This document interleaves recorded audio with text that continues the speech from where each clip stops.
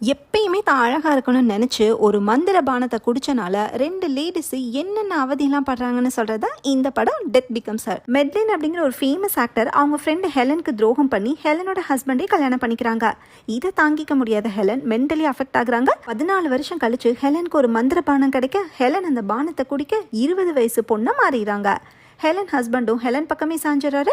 அதே மந்திர பானத்தை பற்றி மெட்லினுக்கு தெரிய வர அவங்களும் அதை குடிச்சு 20 வயசு பொண்ணை மாறிடுறாங்க. ஆனால் இங்கே தான் ஒரு பெரிய ட்விஸ்ட். என்னதான் சாகாவரம் கிடைச்சாலும் உடம்புல டேமேஜ் ஆச்சுன்னா அதை சரி பண்ணவே முடியாது. ஸோ பட்டி டிங்கரிங்லாம் பார்க்கறதுக்கு பிளாஸ்டிக் சர்ஜனாக இருக்கிற ஹஸ்பண்டு எப்போவுமே ஹெலனுக்கும் மெட்லினுக்கும் தேவைப்படுறாரு. ஆனால் இவங்களோட வாழ்நாள் ஃபுல்லாக குப்பை கொட்ட முடியாதுன்னு தெரிஞ்சு ஹஸ்பண்டு தனக்கு அந்த மந்திர பானமே வேண்டான்னு சொல்லிட்டு இவங்க கிட்டேருந்து எஸ்கேப் ஆயிடுறாரு. கிட்டத்தட்ட 35 வருஷம் கழிச்சு ஹஸ்பண்ட் இறந்து போயிடுறாரு. அந்த ஃபியூனரலுக்கு 2 லேடிஸ் லாஸ்ட் பெஞ்சில் உட்காந்துருக்காங்க. இவங்க வேற யாரும் இல்லை, மெட்லின் ஹெலன் தான். எல்லாம் போச்சு, உயிர் மட்டும்தான் மிச்சம்.